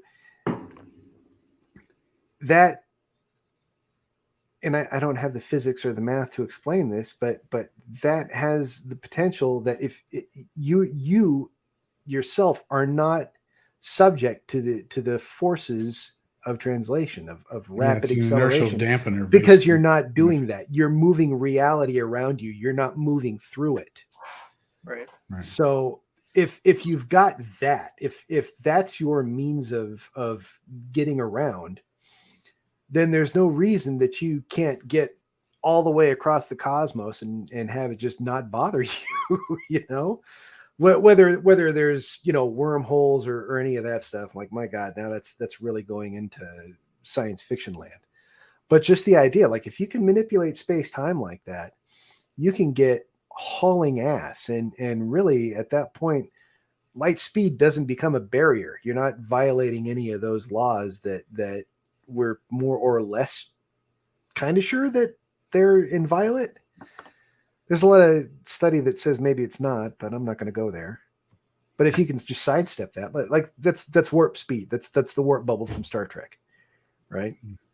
So compressing space ahead of you and decompressing it behind you to a bubble, kind of a gravity wave bubble almost. Gravity wave is not probably the right term, but basically a bubble of space through space. So when you consider stuff like that kind of short circuits the other argument, right? Where it's, they have to cross such astronomical distances and you have to be subject to it. Well, do they? The means by which they move around, it doesn't seem like that's a concern. Like they completely sidestepping that. Well, here's another thing too. Everybody talks about, and scientists regularly point out the vastness of space and how it just makes it improbable that anybody would be able to cross the stars. But even using technology that we expect to have, like a fusion drive in the next technology we'll arguably for sure have within 100 years, maybe even a lot less than that. If you just use that technology and the times it takes to travel between the stars, and if you build world ships and use that technology to travel between the stars, even at that pace where it takes 100 or multiple centuries to get across the void, when you start looking at exponential development, so you start with one star, then you have two, then you have four, then you have eight, and we're like a virus, right? We just keep populating, and that's the only way our economy is going to keep going is if we figure out a way to populate the asteroids and the other planets. Because maybe that's why they're here, to contain the virus, right? That could be it. Don't let them out. But life in general does that, right? We grow exponentially, and so if you start populating star systems, now you're talking about on astrologic timescales of billions of years. It would take actually a pretty small time on an astrologic timescale to populate an entire galaxy, but it's on the order of less than 1 billion years. If one species could populate an entire galaxy in less than 1 billion years, if you look at that exponential growth of doubling every several thousand or even 1 million years. Yeah, I don't know. I don't know that I'm even hearing anybody advancing the idea that an entire galaxy is populated, even though. No, I'm not saying it is. What I'm saying though is it actually kind of goes to what's his name?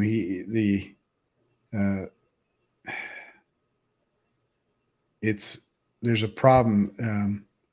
The fact that we don't see anybody makes it kind of a concern because right. What's his name? He's an Italian physicist back in the 40s and 50s. He was in the I think he was even involved in the Manhattan Project. I think he was in that movie. It's at some point there's going to be somebody. Fermi. The Fermi paradox. There you go. Thank you, Gregory. Yeah, it's the Fermi paradox. It's like, well, if they're out there, then why don't we see them? Because by now, they potentially could have had billions of years head start with that. Even using a really slow propagation, when you get into that exponential doubling over time, they should be all over the place. And so that's one of the big questions: is why haven't we seen them? My issue with that is simply that there's a lot of assumptions you have to make for that line of reasoning to work. Mm-hmm. You know, that they last long enough. Well, there's so many variables to consider. I mean, the Fermi paradox is a fun thought experiment, but it reduces an infinitely complex system into a small series of true false statements, and it makes it really hard to look at the problem with any sort of granularity. There's so many reasons, right? One, it's just really hard for life to propagate. You know, it's so the chances for it to happen are reduced. There's a certain amount of time or a certain threshold at which a civilization achieves exit velocity from their home planet, right? And you have to develop your technology and get to that point and get off before you can destroy yourself with the technology that you're developing. Right. You know, like we see ourselves in that. Maybe AI kills us off. Maybe the AI is what kills off every race. I think we kind of see ourselves in that race right now. At least I do. That's what I was just thinking. You know, I mean, we have the technology to destroy ourselves, and that's why Elon and people like Stephen Hawking say we have to be we have to move to colonies. And the crazy thing is we have the technology to do it both fast and slow. And right. You know, fast could happen tomorrow if somebody decides they want to be crazy, but slow could be happening right now.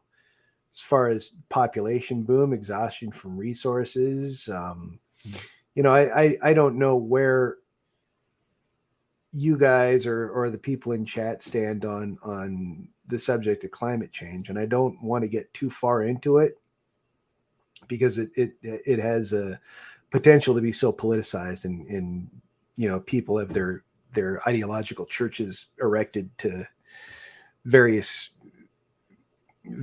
golden calves, right? So you've got climate change is one of them, and if you agree or disagree or have a discussion on that, you're going to be the enemy to somebody, right? But on its face, you can say that it's kind of dumb, and I think it was Elon that I heard say this at some point. It's dumb to take all the carbon in the world and then just go into the air, right? Like, regardless of where you sit on it's happening, it's not happening. Just that process of we're gonna suck up all the carbon in the ground, we're gonna burn it, we're gonna throw it into the atmosphere. That's kind of a dumb experiment, you know. Yeah. It can only go wrong if you do it for long enough. And right now, the sad fact is we don't have a better alternative. We really don't. You know, the people talk about solar and wind and all that stuff, but that all requires carbon too. It's not, it's not as good, and it's not as cheap as burning fossil fuels. It just isn't. It's a race to perfect fusion. I think fusion's a big deal, and we should really be putting a lot of effort into that, especially considering that it's not a pipe dream anymore. They've finally gotten a reaction that is produced a net gain. Into it. Yeah, they got 1.5 times out what they put in. So I'm like, it's like desalinization is the same thing. Yeah, it's a viable technology. It should be pursued. Right. Yeah, but like, you know, we were talking about something earlier that about technology and how this technology, you're certain of it, Joshua, that it's not human, right? And that I'm not certain. It's hard for me to accept the fact that it is human. Right. In my whatever fucked up calculus happens up here, it's easier for me to accept the idea of a non-human visitor or technological probe than it is that we have the stuff to engineer something like this. Right. And what were you saying about how if it were to be human, we would have to somehow in order for humans to create something like that, we would have to be bound together in some sort of like massive endeavor that we're just not. It's just not. You said it's an oppressive system or something like that. Well, when we talk about the fear that maybe it's the Chinese, maybe it's the Russians, right? That's those systems of government. They're not, when it comes to things like security and so forth. And ours isn't either, to be fair, but they're not open, free thinking systems. It's very oppressive over there. Thought and ideology is strictly controlled, and I can speak less about the Chinese system because I don't know it as well. But in Russia, within their system of government, the type of participant that you get in a system like that is somebody who's constantly hiding failure. Because if it gets out that you fucked something up and you piss off the guy at the top, your ass could be executed. You could be disappeared. And if you're in a system where it's not safe to admit mistakes or failures, you're never going to get anywhere. You will never have any meaningful innovation. You'll be able to take other systems that have been created and perhaps reverse engineer them, provided they're close enough at your level of understanding that you're even going to understand what you're pulling apart when you do. But you can't have true innovation when you're afraid of the truth, or when you're afraid of screwing up or failing. Failing is so essential to innovation. It's ridiculous. Yeah. So I don't see it I happening. agree. And I know we definitely pass them up, but you also gotta point out that they beat us to orbit. They beat us to space. No, I understand that. And we definitely, our inertia finally took over, but I understand that, but they use somebody else's technology, like you said. It's not even that. Germans. You're talking about mechanics that are understandable with our current level of physics, right? So even if they didn't have the scientists or the engineers on tap to create that technology, well, money talks. It's really easy to go out and say, hey, we're going to pay you. You come design this thing for us. Or you put a bag over their head and bring them in and say, you're going to build this or we're going to kill your family. Yeah. That's still innovation that's within the realm of human understanding. Yeah. But when they didn't even innovate it, they just took what the Germans or they captured from Germany and worked it up. When you're talking about what we're talking about here, you could take some of the smartest people that we've got, right? You got Penrose, Hawking, Sabine Hassenfelder now today is a fantastic physicist who's talking about a lot of really cool shit. You sit them down and say, okay, how is this done? And they, with all of their understanding, with all of their learning, they look at you and go. So if some of the best physicists and the best scientific minds that have ever lived, they just look at this and they scratch their heads and draw a blank, well, then what fucking bureaucrat's going to come up with it? I don't see it happening. Yeah, no, but they did. One of the biggest problems for solutions is that we have so many different governments across the world and people serve certain amount of, in Russia, you don't really have term limits, right? But most countries you do. I guess China, you don't either right now. So my point earlier was that in order to innovate, to get something like the Tic Tac or even something remotely possible, you would have to, look at the space race and what it took to get to the moon. Look at what it took to create the first atom bomb, right? We needed to win the war. That's what it would take. Like the biggest and at least in modern history, innovation occurs in situations like war or when there's something that countries are competing for, whether it's resources or getting somewhere like the moon. So I guess that's why I was trying. I wasn't trying to put words in your mouth, Josh. I was trying to remember. No, sir. Because it reminded me of that conversation. And then you brought up Elon and how, we could potentially get to, if we really needed to leave the planet, we could probably do it. But it would take innovation. It would take I think it would take needing to leave the planet instead of just wanting to leave the planet. Yeah. Yeah. So that's the only way I personally see any of this technology getting close to not even what we've seen in these reports. Like what Dean saw, there's no innovation possible right now that will get us to that sort of craft that can defeat the physics we understand. Well, I think on a long enough timeline, it's possible. We just have to not kill ourselves first. Right. And I think that's the biggest concern, like Stephen Hawking's. And by the way, one of my favorite Stephen Hawking's quotes is about aliens and what would happen if they do come to our planet and why we should be afraid of that. And the conquistador. Yeah, right. And you think they're benign, and I would like to think that they're benign too. And if they have been here for a long time and have been studying us for a long time, they probably are benign. And that's another interesting thing I think about this conversation is why now? And when I mean conversation, I mean recently with the escalation that we've seen in terms of disclosure and what we've seen in Congress. Why now are we seeing all this stuff? What's the reason that aliens would all of a sudden, maybe we're finding out about it, but we've lived a blink of the history of this planet, right? How long have humans actually been around? It's like a blink of an eye compared to how long the planet has been here, how long our solar system and galaxy have been around. It's very possible that if aliens have existed in the past, they could also have already gone extinct. So there's just it just blows my mind. It's hard to have these conversations because it makes my mind just spin in different directions. These are questions humans can't answer. Yeah, well, that's why this subject is so fascinating. Right, we're just so many possibilities that it opens up.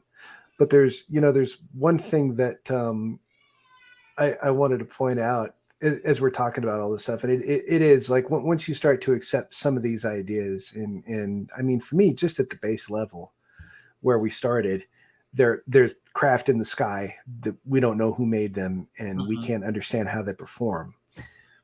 That alone is shocking. That's a shocking revelation, and it's like the first time you hear that and really take it on board and understand that it is the truth.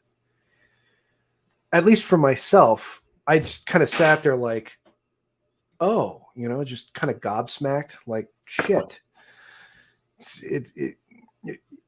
So rarely do you get that kind of clarity in your life where it's that much of an earth-shattering revelation. Yeah. So that's enough for me. I don't have to go beyond and go into like all the crazy stuff. But I was, a few weeks ago, I was up in Washington for the Galaxy's Edge Fan Expo that they do up there with some of the guys that do the Galaxy's Edge books.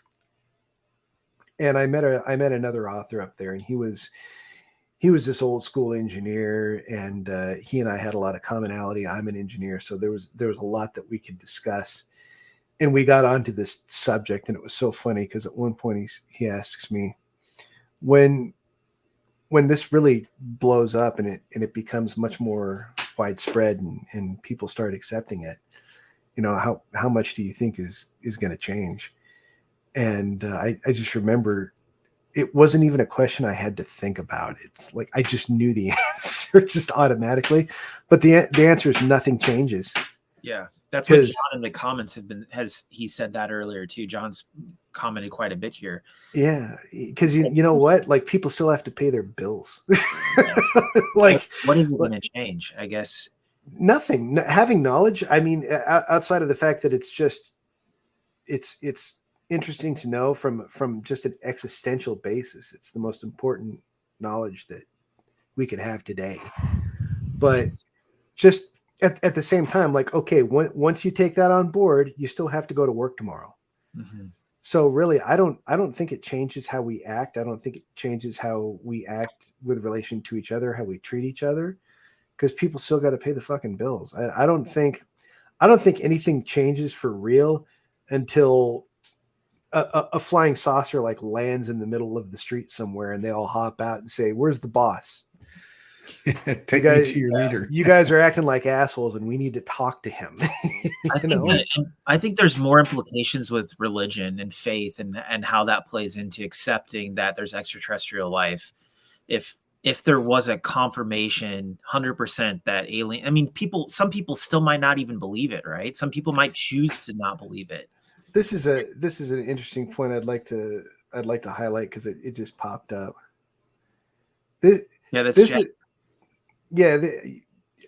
is a hypothesis that I have a problem with, because there's nothing on this planet that you can get here that you can't find in abundance throughout the cosmos already.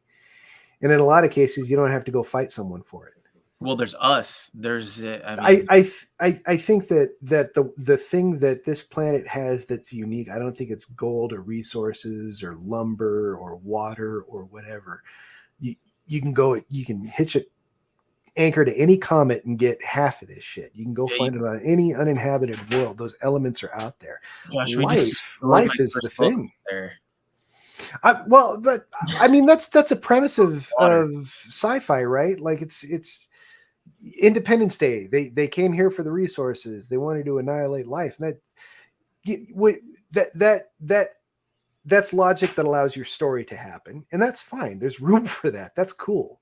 Stories are fun, but just scientifically, logically speaking, there's so much of that stuff out there, man. Like we want to start mining asteroids so bad because we can find all the good shit out there in so much more abundance than what we've already dug it's not trapped in a gravity well. You know, and like we're not much of a fight to a species like this, but still, like, you'd have to come and fight us to get a lot of this stuff. And that's easier to get it somewhere else.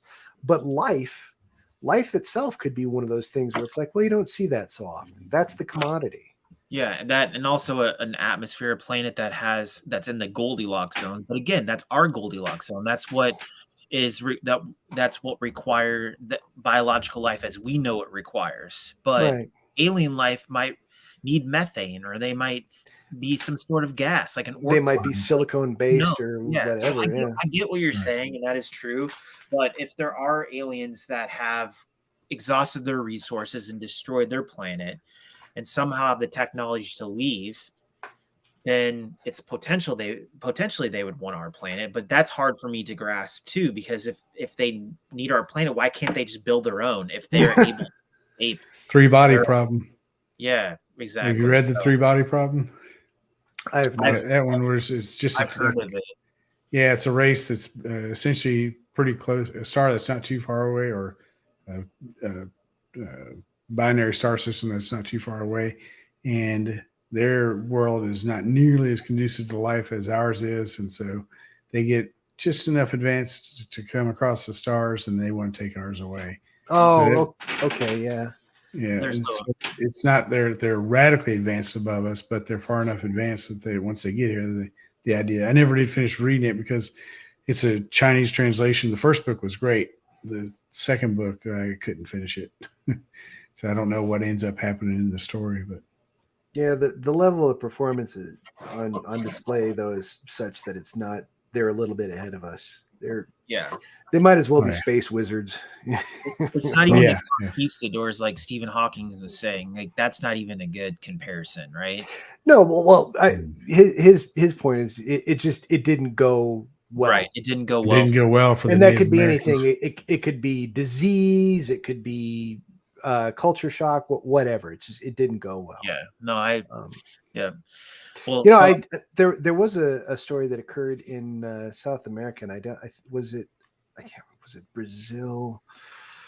I don't remember the name. Sorry, guys, bad with details. But there was this was like a big incident. It's like the South American Roswell, and the claim is that some people came physically into contact with a being that had like oily, kind of gross brown skin. And they died from some sort of infection just by coming into contact with these things. There's a whole lot of people that swear up and down. They're still around today. You can still go down to this town, which the name escapes me, and I apologize. But they'll talk to you about how the government came and collected the evidence and so forth, and they'll take you to the crash site and so forth. But I do think that's interesting when they come. Why don't they come around and say hi? It's like, well, maybe they're being good neighbors and keeping us from just losing our damn minds, or they know that their biology is incompatible with ours. And hey guys, earlier I had kind of put out there that maybe it's our own tech and stuff, and I'm of the same mind with you guys as far as I don't think it's real likely. I just tried to paint like I said, a plausible scenario where it possibly could have come from our own. But I wanted to give you a couple of other pieces of information. I just looked it up on Wikipedia because I hadn't looked at it in like 5 years or more. But for this, for Burkhard Heim, a couple of things I didn't add in there is I said that he was a contemporary of Werner von Braun. He was actually a friend of Werner von Braun, and when he put out his paper, he was looking for ways to. He'd started out as a chemist, and he got blown up he literally lost his hands trying to develop chemical rockets. So he became a self-taught theoretical physicist, and they thought he was going to get the Nobel Prize for this stuff whenever he put out his paper. Then, and it says right here in 1955, Heim contracted with Glenn L. Martin Company to assist them with a gravity control propulsion project. The news about Heim's contract was, among others, several revelations that had been published during the period of intensified United States gravity control propulsion research, 1955 to 1974. There's a link for that. So the U.S. government the project headed by Glenn L. Martin Company, which later became Lockheed Martin, it was working on a gravity propulsion project started in 55, and the project went all the way to 74. Obviously, as far as we know, nothing ever came of that. But and then right here it says subsequently, this is in 57. This is 2 years later. Whenever he put out his paper, Werner von Braun sought his comments on various aerospace projects, and according to von Ludwiger, an audio tape of Heim's presentation had been prepared for shipment to America. But also, apparently, Burkhard Heim at the time, he had the Saturn V rocket kind of on the drawing boards, and he was thinking of a multi-stage big rocket, and he was like, should I shelve my chemical rockets? He literally had this conversation with Burkhard Heim about that. So I'm not, like I said, it's not that I'm a proponent saying this is it definitely happened. It's just that there is some smoking guns in there as far as that it could be related to black ops and black budgets. And what I will say is that if humanity has built it, then it was definitely Lockheed Martin. Yeah, right. They'd be the ones to do it. Right. So I just wanted to bring together a couple of. I didn't just pick out this guy because he had this interesting theory. Oh, and the other thing is that the weird thing is his theories were so complex and convoluted and he never learned to speak English. So everything he did published was in German. And so he didn't actually die until like 2001. But he on paper, and like I said, as far as I know, I don't know all the details about it, but on paper, his formulas unified quantum theory and Einstein relativity, quantum theory of relativity. It's written in here. It says that he was able to demonstrate that he could predict both the position and energy state of a particle but it was so convoluted, and there is some, I don't know, the fact that it never has gotten a whole lot. I mean, there are some articles about Heim's quantum theory and stuff, but the fact that it never got widely accepted makes me think that nobody could ever make heads or tails of his formulas. I'd want to see that work repeated. Yeah, exactly. Before I got on board with that. You guys, unless it just got head out. Yeah, I need to go too. I just wanted to warn you, but I didn't mean to cut you off. Sorry, Dean. Oh no, I'm in the same boat. I gotta call it. Are we all going to be in Vegas in November? I wish I could. I can't. Yeah, I wish I could. I don't think I could. Really? You guys aren't? This is like the last year I heard that they're going to do it under the current management. Oh yeah. Right. Yes. I believe that's correct. So there's zero way you guys are going? No, I wish I can't say could. zero because Right. now Well, that yeah, I'm working maybe for the maybe airlines Dave can make it again, out. Oh. I might if be able to hop a flight. It's just I don't know my schedule. if I could, I totally would. But right now, professionally in a few different ways, I'm very tasked right now. I would say I'm overtasked. I can't get away. Hey. It's gonna be pretty crazy for me for a while here. I'm gonna be working on. Can a lot you of get stuff away pretty for hard. one night? Maybe we could all meet at Bellagio again. That's. I think I'll be there this year. I'm not sure if I'll be at the Bellagio, but I can head over there. Well, no, I just mean we could meet one night for dinner. I can fly in if I can get a night away. The problem is right now my schedule's so up in the air. I don't know what my schedule for September is going to be yet, and it's August 23rd. I'll know September schedule tomorrow. That was the same thing that we ran into last month when we were trying to set this up. Is I don't know my schedule until a week before the month. That'll change later, but right now with my status with the company, it's I won't know anything until a week before the month starts. Okay. Yeah. Well, at the very least, we should do this again and maybe bring in. Someone suggested Jeremy Robinson. There's a lot of different folks that are. Yeah, that'd be great. I've never gotten a chance to chat with Jeremy. Who talks with Jeremy? Do you know Jeremy, Nick? I do. I've done a live feed with him one other time. Oh, cool. So I could talk to him. I could ask him. Ask me if he wants to come hang out sometime. I'd love to that'd be chat great with him. Okay. Well, it was a pleasure, guys. Thanks for hosting, Joshua and Dean. Good to see you as always. Good to see you, Nick. It was nice to have my brother on.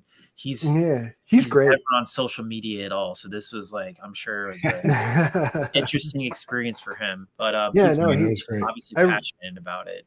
I really enjoyed him. He was a lot of fun. I'm glad to hear that. Yeah, glad to have gotten together with both of you guys. It's been a while. I missed hanging out with you. We'll do it again soon.